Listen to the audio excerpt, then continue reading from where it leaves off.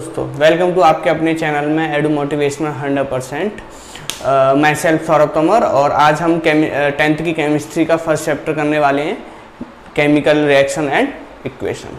तो इस चैप्टर को शुरू करने से पहले इसकी कुछ टर्म्स हैं जिन्हें हम जान लेते हैं। जैसे कि पहली टर्म है केमिकल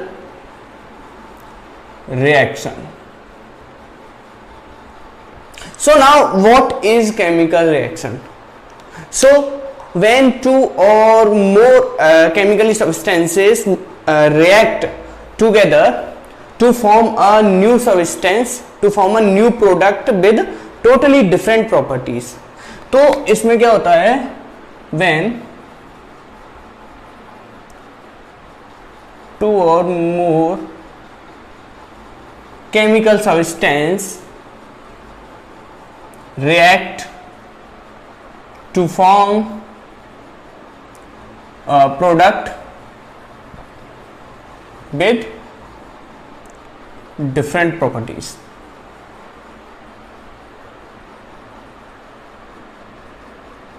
For example, एक कॉमन स्टेटमेंट देख लेते हैं हम, जैसे कि a plus B C plus D. तो जो लेफ्ट हैंड साइड पर है उसे क्या बोलते हैं हम, जैसे a प्लस बी ये क्या है, रिएक्टेंट, और c प्लस डी प्रोडक्ट। ठीक है, तो chemical reaction I hope so आपको समझ में आ गया होगा। एक बार फिर से देखते हैं। केमिकल रिएक्शन का मतलब है जब दो और दो से ज्यादा केमिकल सब्सटेंस, कोई भी केमिकल सब्सटेंस आपस में रिएक्ट करें और एक तीसरा प्रोडक्ट फॉर्म हो with totally different properties. For example, hydrogen plus oxygen क्या बनाता है, H2O। तो आप देखेंगे वाटर के पास में ना ही तो हाइड्रोजन की प्रॉपर्टीज मैच करती हैं, ना ही ऑक्सीजन की property. Water is a product with totally different from hydrogen and oxygen. तो सेकंड हम देखते हैं chemical equation. Now what is chemical equation? So जैसा कि आपने ये देखा, A प्लस बी रिएक्ट करने के बाद क्या बना रहे हैं, C plus D. So it is the method to represent chemical reaction with symbols and formulas of substance। ये एक मेथड है किसी भी रिएक्शन या किसी भी केमिकल रिएक्शन का जो सिंबल, जो सब्सटेंस हम यहाँ पे ले रहे हैं, जैसे रेक्टेंट में क्या है, हाइड्रोजन और ऑक्सीजन, जो सिंबल से रिप्रेजेंटेशन हो रहा है, इसका सिंबल्स और फॉर्मूला से रिप्रेजेंटेशन, उसे बोलते हैं हम chemical equation. For example, hydrogen and oxygen मिलकर बनाते हैं वाटर। तो ये क्या हो गया, ये हो गई केमिकल रिएक्शन। और इसी को हम अगर ऐसे लिखें, H2 प्लस O2 क्या बनाते हैं, H2O। तो ये जो फॉर्मूला से रिप्रेजेंट हो रही है इक्वेशन, इसे हम बोलते हैं केमिकल इक्वेशन। तो नेक्स्ट हम देखते हैं, आप रिएक्टेंट और प्रोडक्ट और केमिकल इक्वेशन और रिएक्शन आई होप सो समझ गए होंगे।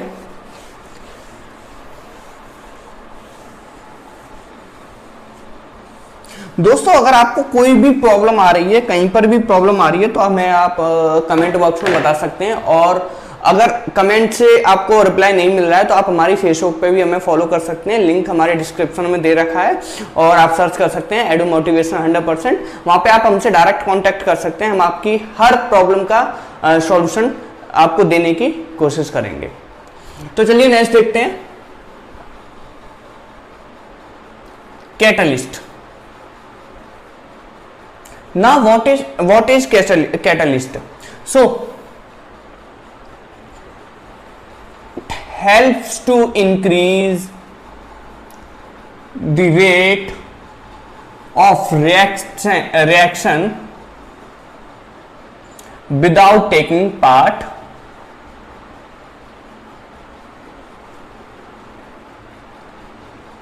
in it. कैटलिस्ट एक ऐसा सब्सटेंस है जो किसी भी रिएक्शन में बिना पार्ट लिए हुए उसकी क्या करता है, रेट को बढ़ा देता है, उसकी रफ्तार को बढ़ा देता है, उसके टाइम को इंक्रीज कर देता है जल्दी करने के लिए उसे। For example N2 plus H2 NH3, यहां पे देखिए एमोनिया फॉर्म हो रहा है किससे, नाइट्रोजन और हाइड्रोजन की रिएक्शन से। तो यहां पे आप देख रहे हैं एक आयरन मिक्स किया गया है, तो ये आयरन क्या है, कैटलिस्ट। इसका कोई भी रोल नहीं है इस रिएक्शन में, सिर्फ ये क्या कर रहा है, उसकी टाइम को बढ़ा रहा है, उस रिएक्शन की स्पीड को बढ़ा रहा है। नेक्स्ट है प्रेसिपिटेट। ना व्हाट इज प्रेसिपिटेट, आपने मुझे लग रहा है पहली बार सुना होगा और आपको थोड़ा बहुत समझ में नहीं आ रहा होगा, तो चिंता ना करें, आपको आगे इजीली समझ में आने लगेगा। तो प्रेसिपिटेट क्या है, it is a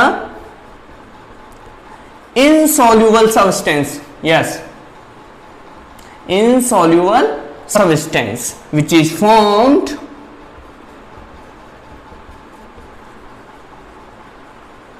during reaction। कुछ रिएक्शंस ऐसी होती हैं जिनमें रिएक्ट करने के बाद में एक इनसॉल्युबल सब्सटेंस फॉर्म हो जाता है। फॉर एग्जांपल, जब आप sodium sulphate plus barium chloride को रिएक्ट करेंगे तो जो फॉर्म होगा वो क्या होगा, barium sulphate plus sodium chloride. तो जो बेरियम सल्फेट है वो क्या है, व्हाइट प्रेसिपिटेट, और इसे हम क्या बोल सकते हैं,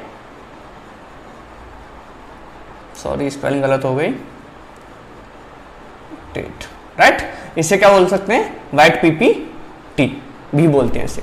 तो जो बेरियम सल्फेट है, जब आप इसे रिएक्ट कराएंगे तो बेरियम सल्फेट एक व्हाइट कलर का सब्सटेंस फॉर्म होगा जो कि अब वाटर में क्या हो सकता है, सॉल्युबल नहीं है।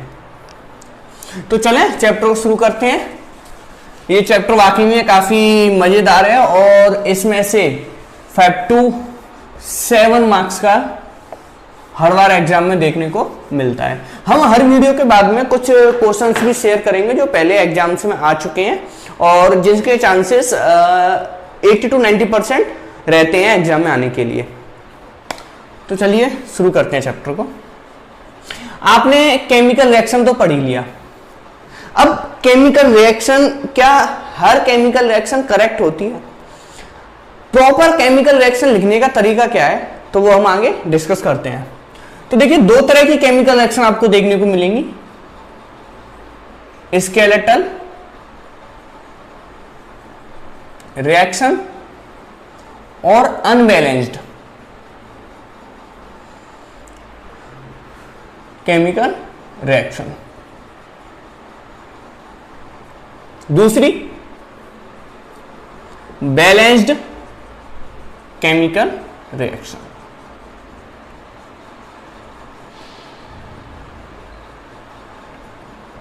तो स्केलेटल और अनबैलेंस्ड केमिकल रिएक्शन का यहां पर मतलब क्या है? तो इसका मतलब है द नंबर ऑफ एटम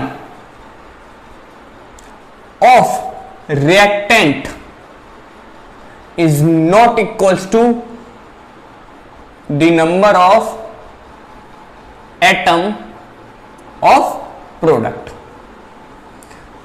अब आपने देखा यहां पर एक वर्ड आया है रिएक्टेंट एंड प्रोडक्ट, और मुझे लग रहा है अब यहां पर आपको कोई प्रॉब्लम नहीं हुई है क्योंकि हम इसके बारे में पहले ही डिस्कस कर चुके हैं कि रिएक्टेंट क्या होता है और प्रोडक्ट क्या होता है। तो इसमें क्या है, स्केलेटल और अनबैलेंस्ड केमिकल रिएक्शन में है कि जो रिएक्टेंट के नंबर ऑफ एटम्स हैं और जो प्रोडक्ट के नंबर ऑफ एटम्स हैं वो अनइक्वल होते हैं। फॉर एग्जाम्पल, एक एग्जाम्पल देखते हैं, उससे आई होप सो आपको अच्छे से समझ में आ जाएगा।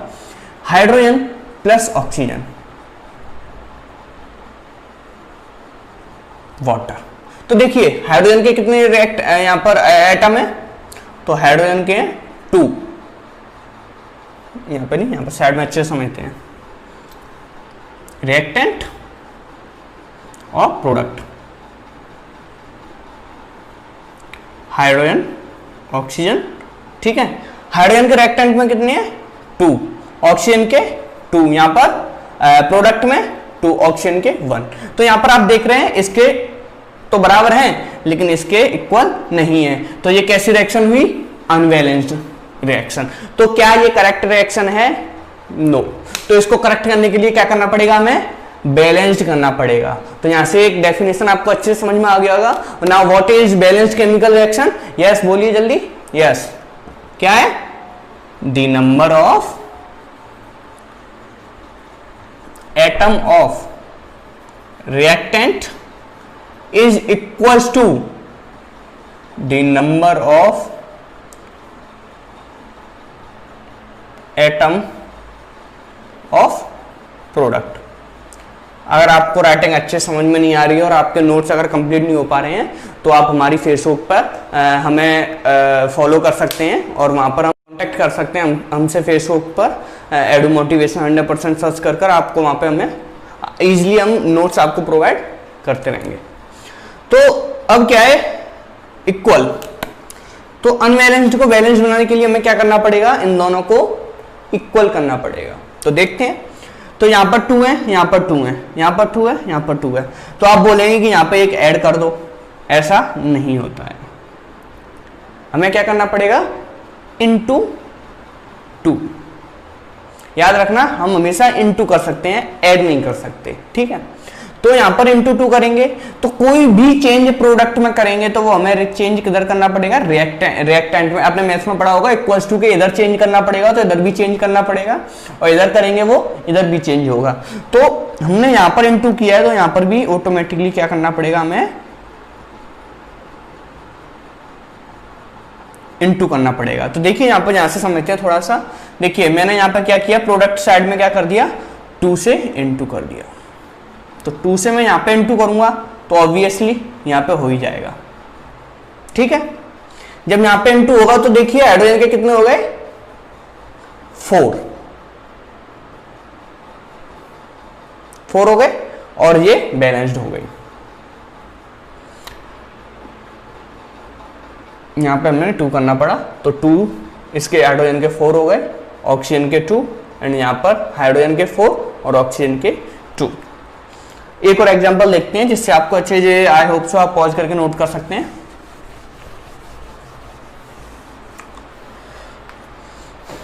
देखिए second N2 plus H2 NH3 ammonia. तो देखिए जरा, रिएक्टेंट और ये प्रोडक्ट, नाइट्रोजन हाइड्रोजन, रिएक्टेंट में नाइट्रोजन के 2 हैं, हाइड्रोजन में 2 एंड यहाँ पर 1 HK3। तो इसको बैलेंस करने के लिए हमें क्या करना पड़ेगा, अगर आप यहाँ पर, याद रखना यहाँ पर हम ऐड नहीं कर सकते, आपको हमेशा सामने ही जो है इंक्रीजमेंट करना पड़ेगा। तो यहाँ पर अगर आप 2 रखते हैं तो N के कितने हो गए, इधर 2 और H के 6, तो इधर भी हमें इक्वल करना पड़ेगा। तो इधर इक्वल करने के लिए H के कितना करना पड़ेगा, इंटू 3, 6 N के 2 हो गया बैलेंस्ड। हाँ, तो बाकी के हम रिवीजन में बहुत सारे एग्जांपल और भी करेंगे। आई होप सो आपको समझ में आ गया होगा। आप एनसीईआरटी के क्वेश्चंस लगा सकते हैं जिससे कि इजीली आपको, अगर आपको प्रॉब्लम आए कोई भी तो आप हमें कमेंट बॉक्स में बता सकते हैं। अब हम कुछ कैरेक्टरिस्टिक्स देखेंगे केमिकल रिएक्शंस के।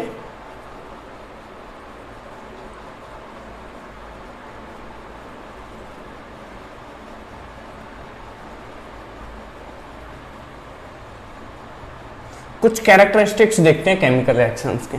तो सबसे पहला जो कैरेक्टरिस्टिक है वो क्या है, चेंज इन कलर। कुछ रिएक्शंस देखने को मिलती है, आपने कुछ रिएक्शंस 8th में और 9th में पढ़ी होंगी और मेरे ख्याल से आपके स्कूल्स में कुछ टीचर्स ने अगर प्रैक्टिकल कराया हो तो उसमें कुछ दिखाया होगा। कुछ रिएक्शंस में क्या होता है, रिएक्ट करने से पहले और रिएक्ट करने के बाद में रिएक्टेंट और प्रोडक्ट के कलर्स में डिफरेंस देखने को मिलता है। For example copper sulphate plus iron, क्या बनेगा, फेरस सल्फेट प्लस कॉपर। तो ये जो कॉपर सल्फेट है वो कौन से कलर का है, ब्लू का। और आयरन के साथ रिएक्ट करने के बाद में जो फॉर्म होता है वो कौन से कलर का फॉर्म होता है, ग्रीन। तो आप यहां पर देख रहे हैं क्या हो रहा है, चेंज इन कलर। ये पहला कैरेक्टरिस्टिक है केमिकल रिएक्शंस का। नाउ सेकंड कैरेक्टरिस्टिक है इवोल्यूशन ऑफ गैस। कुछ रिएक्शंस में आपको देखने को मिलता होगा कि रिएक्ट कराने के बाद में रिएक्टेंट्स का प्रोडक्ट में से क्या होता है, कुछ गैस इवॉल्व होती है। फॉर एग्जांपल कुछ एक कॉमन बता देता हूं मैं। कॉमन रिएक्शन है मेटल प्लस एसिड, रिएक्ट करने के बाद में क्या होता है, सॉल्ट प्लस हाइड्रोजन गैस इसमें से हमेशा इवॉल्व होगी।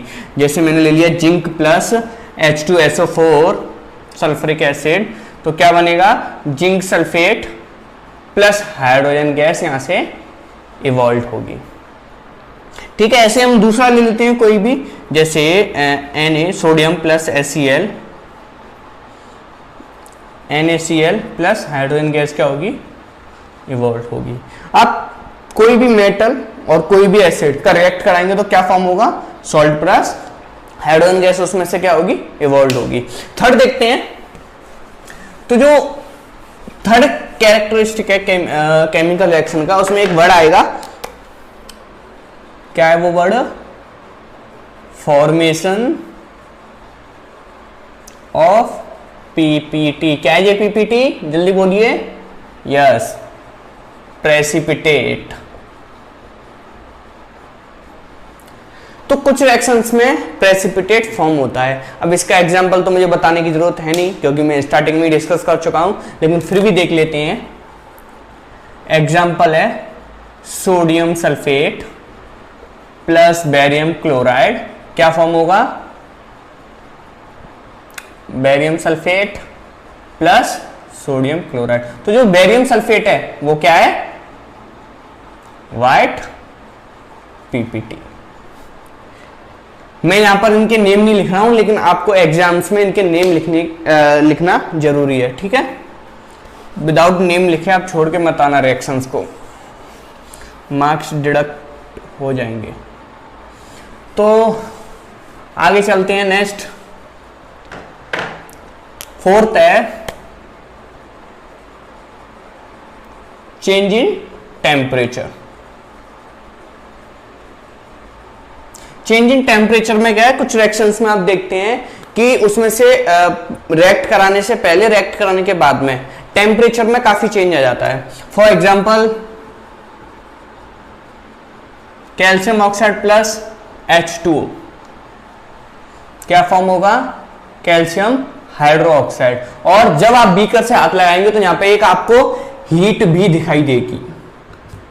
बीकर काफी गर्म हो चुका होगा अगर इसे आप रिएक्ट कराते हैं तो। ठीक है, तो इस रिएक्शन के साथ में मैंने काफी बार देखा है प्रीवियस एग्जाम्स में भी, और 10th में इसमें से चांसेस 99% रहते हैं इस रिएक्शन में से क्वेश्चन आने की। किस तरह के क्वेश्चन आते हैं, इसका जो बहुत ही अच्छा है कि यूज है, क्या यूज है वो, वॉल पेंटिंग का। ठीक है ना, वॉल पे पेंटिंग भी होती है इसकी, आप जानते होंगे अच्छे से। आप व्हाइट कलर का रहता है जिसमें वाटर डालने के बाद में एक धुआं सा निकलता है, आप देखते होंगे, उसमें काफी हीट भी इवॉल्व होती है। ठीक है, तो इसको एक कॉमन नाम दिया गया है, क्या है वो, क्विक लाइम। और इसको क्या बोलते हैं हम, स्लिक्ड लाइम और लाइम वाटर। ठीक है, ये आपको याद रखना है। तो नेक्स्ट है चेंज इन स्टेट।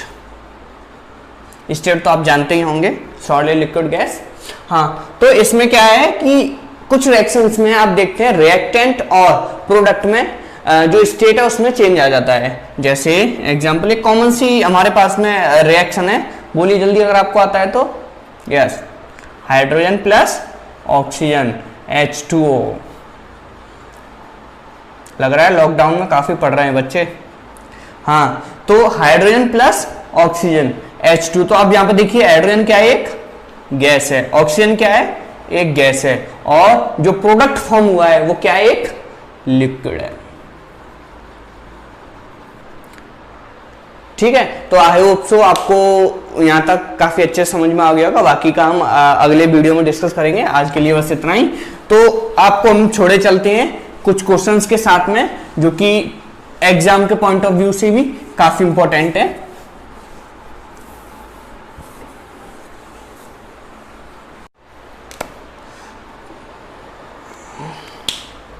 तो पहला क्वेश्चन है, why magnesium ribbon clean before burning. Magnesium ribbon burn करने से पहले क्लीन क्यों किया जाता है। दूसरा है, बैलेंस्ड फॉलोइंग केमिकल रिएक्शन। ये कुछ अनबैलेंस्ड रिएक्शंस हैं जिन्हें आपको क्या करना है, बैलेंस्ड करना है, और इनके सॉल्यूशन हम देखेंगे अगले वीडियो में। जब तक के लिए स्वस्थ रहिए और पढ़ते रहिए। Bye bye.